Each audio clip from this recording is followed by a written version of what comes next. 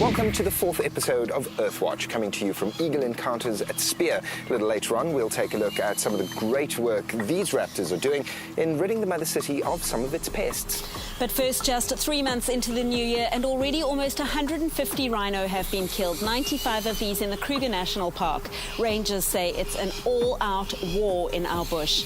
We spent some time in the Kruger Park with the rangers fighting this war to just see how great the battle is to protect these precious animals.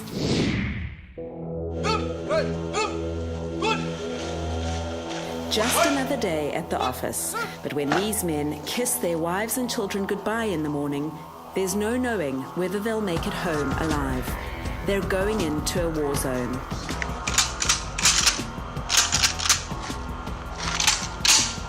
What we expect them to do is almost unreasonable. We're actually fighting a counterinsurgency war with Rhinos. We, apart from 60 firefights last year, had 108 sightings. We have up to 80 armed incursions per month. Despite hundreds of men putting their lives on the line daily, the head of Kruger's anti-poaching unit, Major General Johan Jooster, admits the fight to save our rhino is not where he'd like it to be. I mean, we're 5 years into the fight and with not a good year behind us. People ask me, are you winning? I say not yet. Not yet, because the war can be won, it must be won. It is still escalating. It's hard to grasp the magnitude of the problem going over facts and figures in the ops room.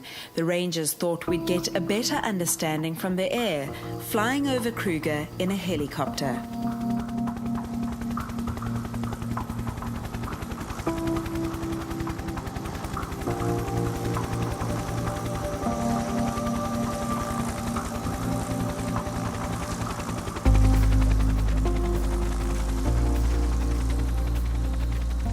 Matsulu village, which lies on the southern border of the park, is a major infiltration point because of its extreme accessibility and proximity.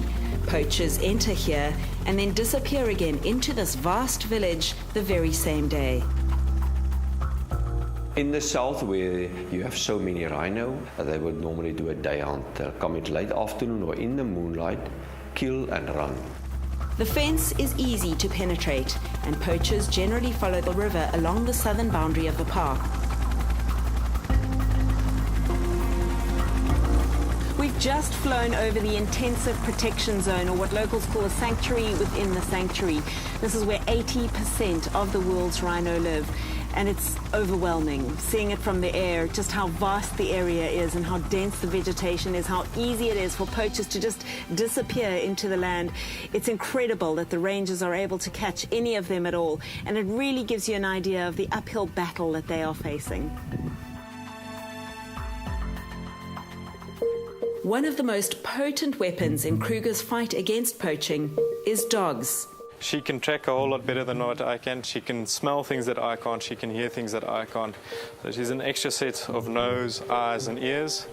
And the skills that she's been trained, she excels at. And she makes a huge difference in our anti-poaching effort, which makes our job a lot easier and a lot safer for us too. We can't show you this ranger's face because his name is known in poaching circles as far as Mozambique, and putting a face to the name would put his life in jeopardy. He's spent many nights on patrol hunting poachers, and there have been times his dog Kara has saved his life. We hid a gun in some fairly dense bush in rainy conditions to test her abilities.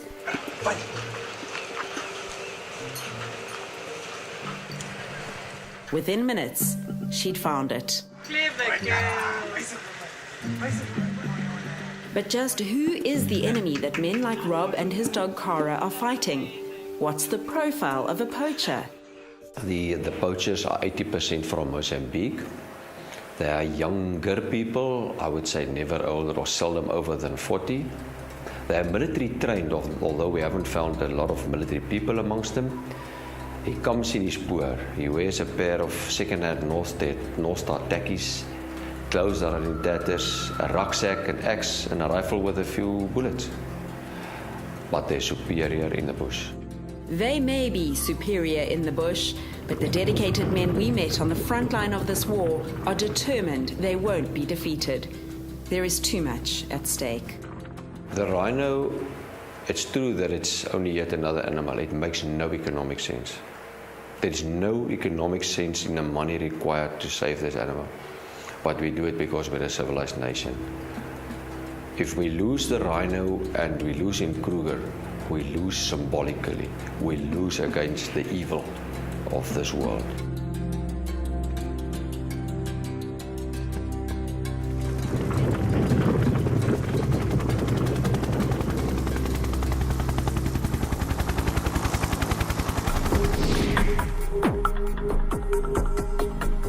Update on this story, Earthwatch has just received news of the largest cash injection the fight against rhino poaching has ever received.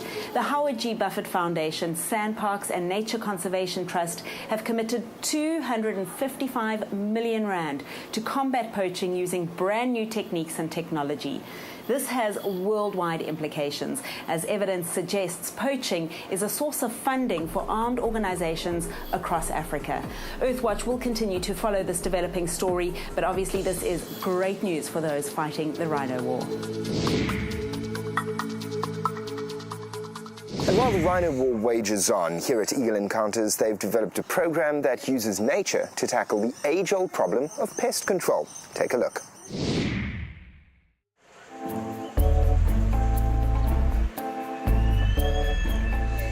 These birds may be beautiful, but there's more to them than their good looks. They're actually working birds. And they're ridding some of the mother city's iconic landmarks of its pests, such as pigeons, geese and rodents, by doing what comes naturally to them. So what we're doing as falconers, we introduce a predator. So go there, flower birds. Look, they're trying to catch them. They don't actually catch them, but they try. But the geese or the pigeons realize they are being hunted and leave and find a better place to live. Raptor Force is adamant the birds are not out to kill the targets. It's about introducing a predator to make the habitat less desirable, just as it would occur in nature. Don't forget, the rules aren't bent to suit us effectively. We are now moving into the way they do things. When it comes to chasing pigeons away from a site, most of the birds' work is done late afternoon and at night, when the risk of a dangerous encounter with humans is at a minimum. There's a bit of a problem when people see a bird, pick up a stone and want to hurt your bird. So we reduce the problems towards our birds as much as possible. So you go along at night, you have ambient light, the birds can see very well, they look around, they see a little pigeon over there and they're off to try and catch it. Chalmers says they don't rid a site entirely of the problem, but they manage it. So, for example, a golf course will go from a population of 1,000 Egyptian geese down to 10, and this is considered a success. He believes using the raptors for pest control is preferable to the alternatives, which can cause a lot of damage to the environment.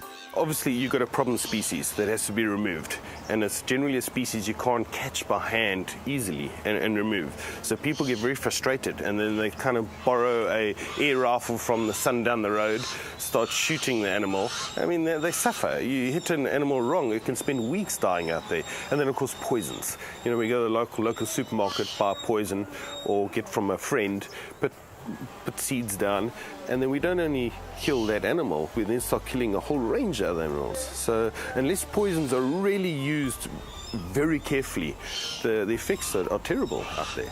So this is just another way of doing what nature does. It's what nature does. A lot of the birds used in this program are being rehabilitated and would not survive on their own in the wild. Chalmers says the bird's health and safety comes first at all times, and after a long, hard night's work, it's off home to Eagle Encounters for these raptors to get some R&R. It's World Water Day this week on the 22nd, and countries will be taking stock of their water usage as well as their efforts to conserve water. Here's a look at what else is making eco-news headlines around the world. The US government has approved the use of seismic air guns to search for natural oil and gas reserves in the Atlantic Ocean. The data, recorded from the reflected sound, will map out what lies beneath the ocean floor between Delaware Bay and Florida. It's estimated that large quantities of oil and gas are lying undiscovered in the region. However, environmental groups are warning that the loud seismic blasts could seriously affect whales and dolphins, who rely on seismic sound to find food. The blasts, which will occur every 15 seconds, are 100,000 times louder than a jet engine and could cause the marine mammals to divert from their natural feeding habits. Algeria is making serious efforts to tap its renewable energy potential and go green. The North African country is reducing its waste output by recycling, with one company producing textiles from plastic bottles. 1.2 million plastic bottles are being recycled daily to make 30 tons of material, of which half is being exported. The state has reportedly committed to invest $60 billion by 2030 in renewable energy projects, including solar and hydraulic electricity, smart buildings, and desalination stations. And selfies are all the rage at the moment, and it seems it's not just humans getting in on the action. Bikili, a ringtail lemur, recently grabbed his keeper's camera during his feeding time and snapped some shots. The lemur is known for his colorful personality, but his photographic talents were a new discovery. Did you know leaving your appliances on standby can use up to 20% of electricity, so it's always best to unplug them. In our tip of the week, we look at how you can save some money and electricity by changing the way you use your gadgets and electronics. In the average home, 3/4 of the electricity used to power electronics is consumed while the actual electronics are off. A desktop computer idles at 80 watts, while a laptop idles at 20 watts. A Sony PlayStation uses about 200 watts and nearly as much when idle. These are called vampire loads and occur in most of your electronics like DVD players, TVs, stereos, computers, and kitchen appliances. It can be avoided by unplugging your appliances, or if you don't have the patience to unplug things one at a time, use a power strip so you can switch them all off at once. Optimize your PC's energy consumption from the operating system by enabling sleep and hybrid sleep mode for desktops, and it's a common misconception that screensavers reduce your computer's energy use. This is not the case, so rather switch to sleep mode or simply turn it off. As for the TV, check your brightness. Your TV has several brightness settings, and the brighter it's set, the more electricity it will use. Same with the volume. The higher the volume on your TV, the higher the energy usage. Lastly, don't leave charged appliances unnecessarily plugged in. Even when your toothbrush, cell phone, or camera is completely charged, it still uses electricity, and leaving it plugged in for longer than you need can reduce its lifespan by 15%. For battery-operated items, studies have shown that rechargeable batteries are much more cost-effective. One thing you do want to keep charged up is your camera, so you can keep getting those amazing pictures and videos to send into Earthwatch, because we love hearing from you, so keep them coming. Here's this week's viewer submission.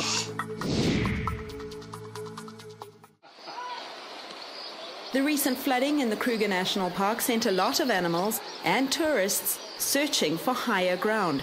LatestSightings.com sent us this footage from Rochelle, who captured a troop of baboons fleeing to safety. Making a bold jump, it's touch and go whether he can swim safely to the other side. Lucky for the baboons, the electric fence has been switched off. Well, that's where we leave you this week. Next week, we take a look at a shark exclusion net pilot project that's the first of its kind in the world. That's right, you won't want to miss it. But for now, here's a look at zooborns from around the world. Catch you next time. Take care.